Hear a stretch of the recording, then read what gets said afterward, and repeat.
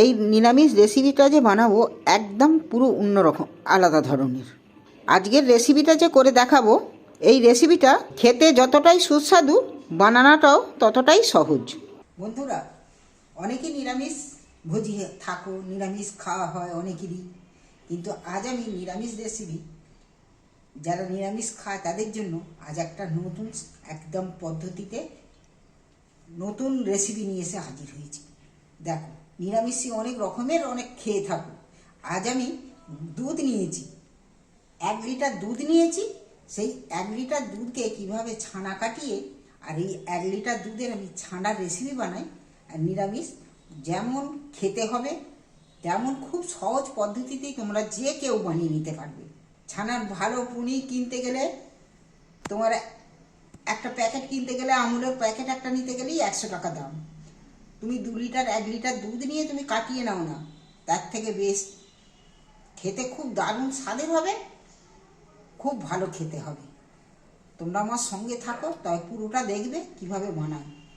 Slip করে বেরিয়ে গেলে কিন্তু ফাঁক পড়ে যাবে, পুরোটা দেখতে থাকবে। দেখো, প্রথমেই আমি দুধ এখানে রেডি করে নিয়েছি, গ্যাস জ্বেলে নিই। আজ আমি বানাবো ছানার ডালনা। এখানে 1 লিটার দুধকে আমি ছেঁকে রেডি করে কড়াই করে রেডি করে নিয়েছি। এবার গ্যাসটা জ্বেলে দিচ্ছি। গ্যাস জ্বেলে দিল।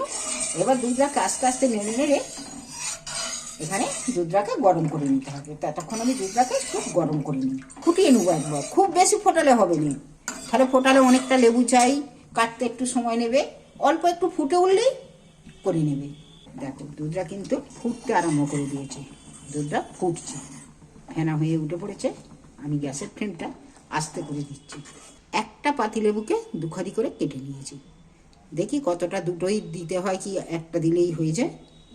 আমি এখানে লেবুর রসটা দিয়ে দিচ্ছি।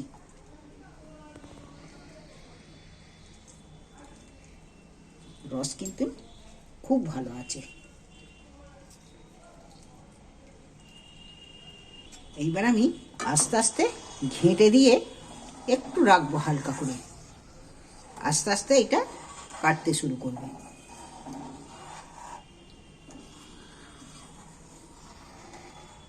দেখছো, অনেকটাই কিন্তু ডালা ডালা হয়ে এসছে। আমি গোটা লেবুর রসটাই দিয়ে দিচ্ছি।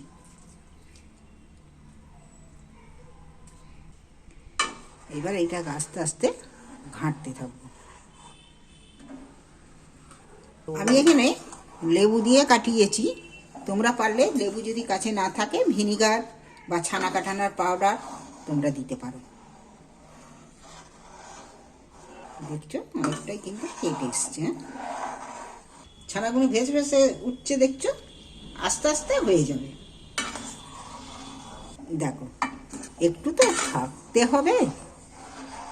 দেখো, আস্তে আস্তে দুধ আর ছানা, দেখতে পাচ্ছ জলটা কত ফাইন হয়ে গেছে। ছানাটা আমার এখানে কাটানো হয়ে গেছে। এখানে আমি একটা বাটি নিচ্ছি, কামলি বাটি, ছানার জলটা রাখার জন্য। আর আমি এখানে একটা ছাঁকনি নিচ্ছি। ছাঁকনিটাতে ছানাটা আমি পুরোটা ঢেলে দিচ্ছি বা হাতায় করে করে আস্তে আস্তে তুলে দিয়ে দিতে।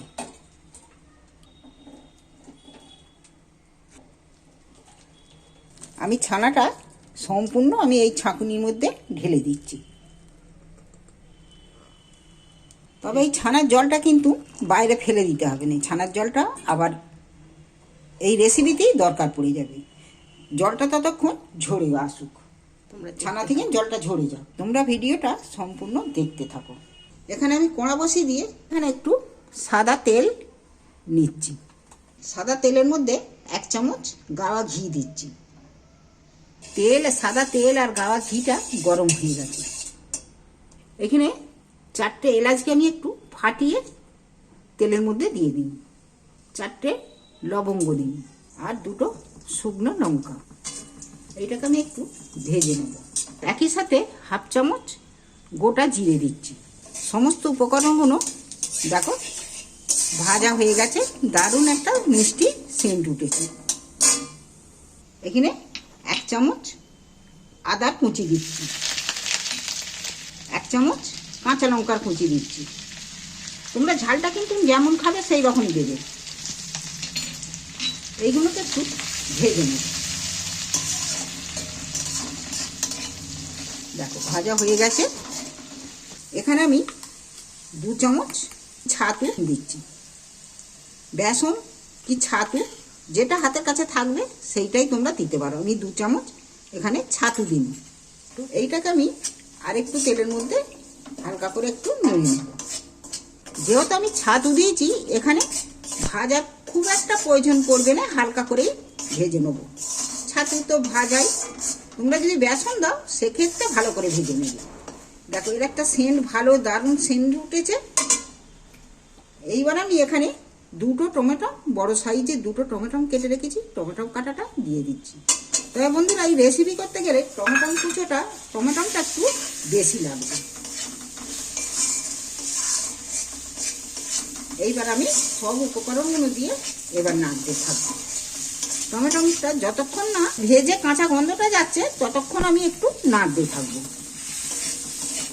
এইটা নরম করার জন্য আমি এখানে একটু নুন দিচ্ছি হালকা করে। এবার নুনটা দিয়ে যে নাড়াচাড়া করছি, দেখবে টমেটোটা অনেকটাই নাড়তে নাড়তে নরম হয়ে গেছে, বা টমেটোটা দিয়ে তেলও ছেড়ে দিয়েছে।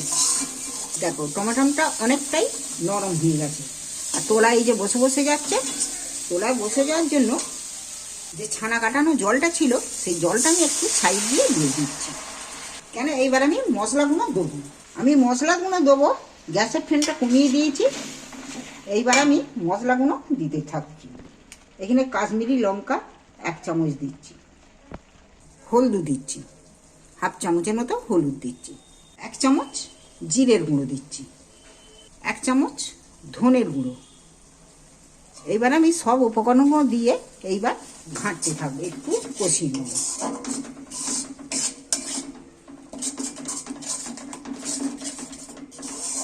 দেখো টমেটোটার কিন্তু কিছুই আর চিহ্ন নেই, পুরো সম্পূর্ণ গলে গেছে।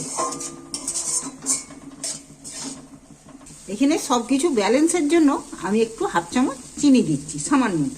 নুন টমেটো দেয়া রয়েছে, এবার আমি স্বাদ মতো একটু নুনও দিয়ে দিচ্ছি, আবারও কষিয়ে নিচ্ছি।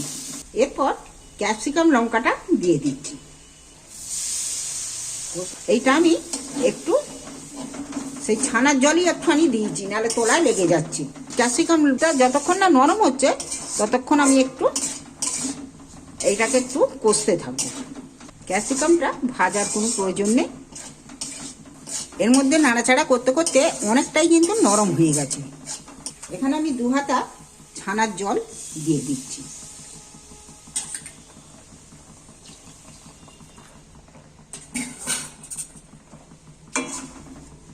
এইটা যতক্ষণ না ফুটে উঠছে, ভালোভাবে না সেদ্ধ হওয়া পর্যন্ত আমি এটা একটু চাপা দিয়ে সেদ্ধ করতে দিচ্ছি। দেখি লইবা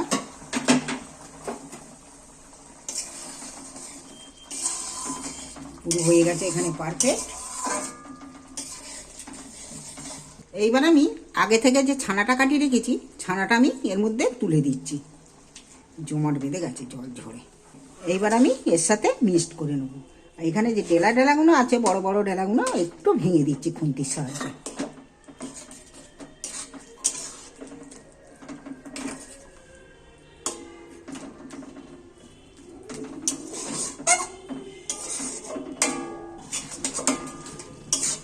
বড় বড় ডেলাগুলো ভেঙে দিলে তাহলে বেশ দেখতে ভালো লাগবে, খাবার সময়ও তখন খুব ভালো লাগবে।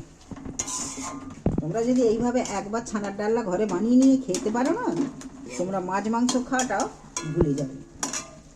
সবশেষে আমি একটু গরম মশলা দিচ্ছি। গরম মশলাটা দিলে কি হয়, টেস্টটা আর একটু বাড়ে।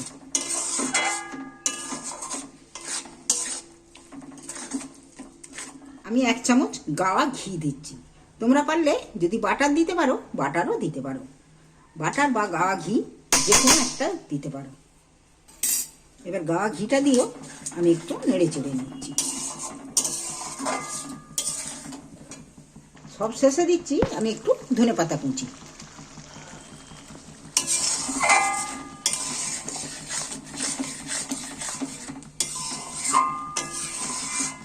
এইভাবে একবার ছানার ডালনা অবশ্যই বানিয়ে খেয়ে দেখবে, না খেলে কিন্তু মিস করে যাবে। নিরামিষ খাবার একটা রেসিপি হলে ভাতে রুটিতে সবেতে তোমাদের চলে যাবে। দারুণ স্বাদের দারুণ একটা রেসিপি। বন্ধুরা, তোমাদের যদি পছন্দ হয়ে থাকে আমার চ্যানেলটা সাবস্ক্রাইবার করবে। এবার আমার রেডি, ঢেলে ফেলছি, আমি গ্যাসটা অফ করে দিচ্ছি। এবার পরিবেশনের একদম সম্পূর্ণ রেডি। চলো পরিবেশনের পালা।